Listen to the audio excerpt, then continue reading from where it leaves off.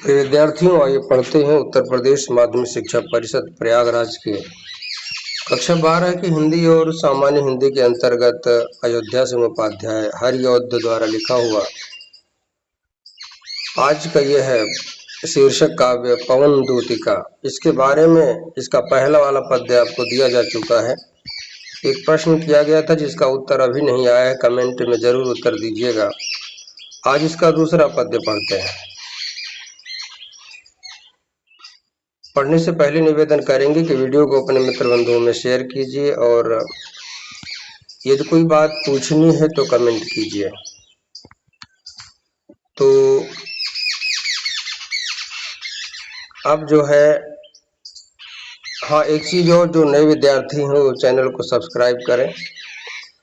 आइए पढ़ते हैं दूसरा पद्य।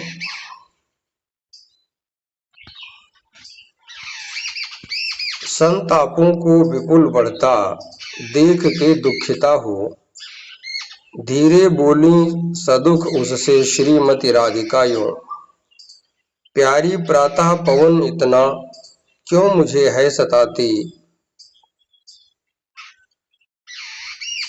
क्या तू भी है कलुषित हुई काल की क्रूरता से। शब्दार्थ देखिएगा। संतापों को,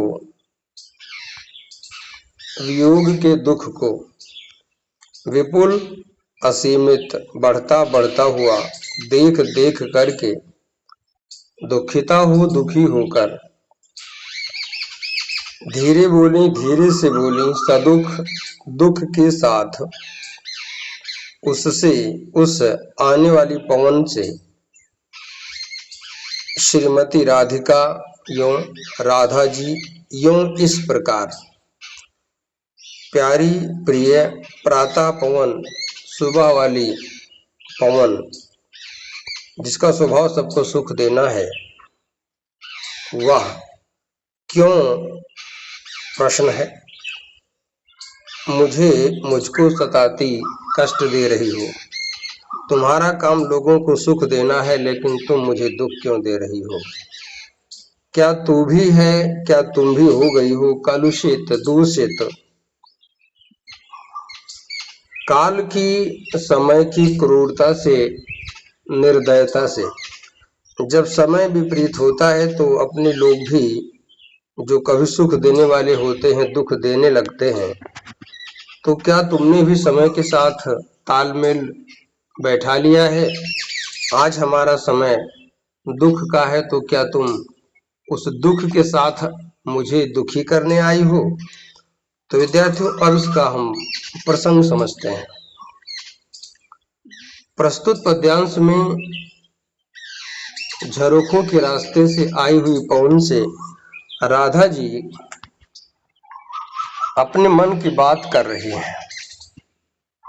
व्याख्या समझिएगा। कृष्ण के वियोग में बैठी हुई राधा जी ने अपने मन के दुख को बढ़ता हुआ देख करके उस सुबह सुबह झरोखे के रास्ते से आई हुई पवन से धीरे से कहा, हे पवन, तुम तो सुबह सबको सुख देती हो, लेकिन तुम मुझे क्यों कष्ट दे रही हो। क्या हमारे बुरे समय के साथ तुमने भी दोस्ती कर ली है, अर्थात तुमने हमें कष्ट देने वाले दुख से दोस्ती करके मुझे दुख देने का निर्णय कर लिया है। तो तुम ऐसा ना करो, क्योंकि तुम्हारा स्वभाव किसी को दुख देना नहीं है। ध्यान दीजिए, व्याख्या आप जो एक बार देखेंगे समझ में आ जाएगी। एक बात का ध्यान रखना है, किसी भी शब्द को लेकर के प्रश्न बनाया जा सकता है। कलुषित शब्द का क्या अर्थ है, ये आप कमेंट करके बताइएगा। बताया जा चुका है। और मंदाक्रांता छंद के प्रत्येक चरण में कितने अक्षर होते हैं, ये भी आपको बताना है कमेंट में। अब इसका काव्य सौंदर्य समझ लीजिए। रस, वियोग, श्रृंगार, छंद मंदाक्रांता, अलंकार, अनुप्रास, स्वभावोक्ति, मानवीकरण,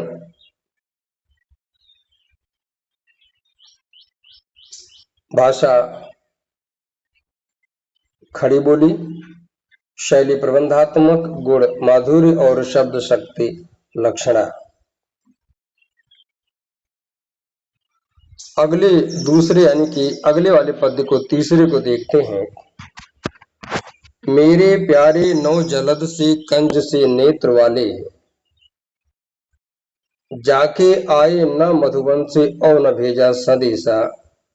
मैं रो रो के प्रिय विरह से बावली हो रही हूँ, जाके मेरी सब दुख कथा श्याम को तू सुना दे। बहुत ही सरल शब्दावली में लिखा गया है, शब्दार्थ देखिएगा। मेरे प्यारे, हमारे प्रिय, नव जलद, नए खिले हुए कमल के से समान, कंज से, कमल से, यानी कि नव जलद, नई बारिश होने के बाद जो पहला कमल खिलता है। यहाँ जलद का तात्पर्य बादल से है, बारिश होने से है। तो मेरे प्यारे, हमारे प्रिय, नव जलद, पहली बार हुई बारिश से खिले हुए कंज यानी कि कमल के समान, नेत्र वाले, आंखों वाले, जाके जा करके, आए ना नहीं आए, मधुबन से, मधुबन एक ऐसा स्थान था जहां पर कृष्ण सबसे अलग रहने के लिए चले गए थे।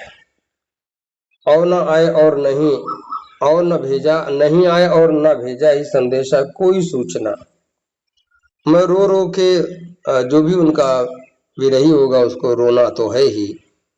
प्रिय विरह से, उनके वियोग से बावली हो रही हूँ, पागलों जैसी हो रही हूँ। मेरी सब दुख कथा, हमारी सारी दुख भरी कहानी उनको यानी श्याम को तू सुना दे, ऐ पवन तू सुना दे। ध्यान दीजिएगा, यहाँ जो अर्थ एक दिया गया है, एक बड़ा मतलब ध्यान देने योग्य है। थोड़ा सा हम जो यहाँ शब्दार्थ दे रहे थे उसमें थोड़ा संशोधन करें, ज्यादा अच्छा रहेगा।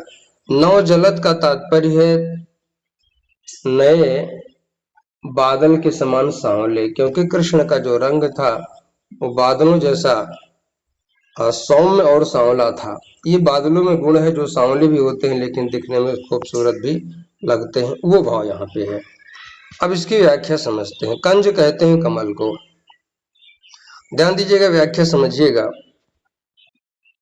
प्रसंग वही है। प्रस्तुत पद्यांश में राधा जी पवन को अपने दुख का कारण बता रही हैं कि हम दुखी क्यों हैं। वो उस पवन से कहती हैं, नए बादल के समान सांवले और सुकुमार हमारे प्रिय कृष्ण जी, जो जिनकी आंखें कमल के समान खूबसूरत हैं, वो हम लोगों से दूर मधुबन को चले गए और फिर वापस नहीं आए, और ना ही अपने आने के विषय में कोई सूचना दी है। तो जब से वो गए हैं तब से उनके विरह में, अर्थात उनसे अलग होने के कारण मैं रो रो करके पागल हो रही हूँ।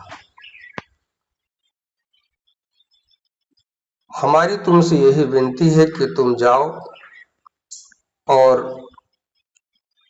हमारे दुख की इस कहानी को हमारे प्रिय कृष्ण जी को सुना दीजिएगा। तो विद्यार्थियों, काव्य सौंदर्य का तत्व समझते हैं। लगभग सब वही है, रस, वियोग, श्रृंगार, छंद, मंदाक्रांता, अलंकार, अनुप्रास, उपमा,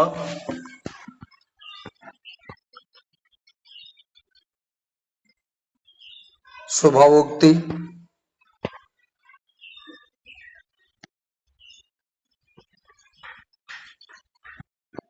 और मानवीकरण। भाषा खड़ी बोली, शैली प्रबंधात्मक गुण, माधुर्य और शब्द शक्ति लक्षणा। वैसे अभिधा शब्द शक्ति दिख रही है, लेकिन काव्य की गहराई में जब जाते हैं, इसकी गंभीर व्याख्या लेते हैं, जिस हिसाब से इसको आध्यात्मिक रूप दिया जाता है, तो ये लक्षणा से ही इसका तात्पर्य निकलता है, क्योंकि ना तो राधा सामान्य स्त्री है और ना कृष्ण सामान्य पुरुष है। तो बाकी के कुछ पद लेकर के अगले वीडियो में प्रस्तुत होते हैं। तब तक के लिए शुभम भूयात।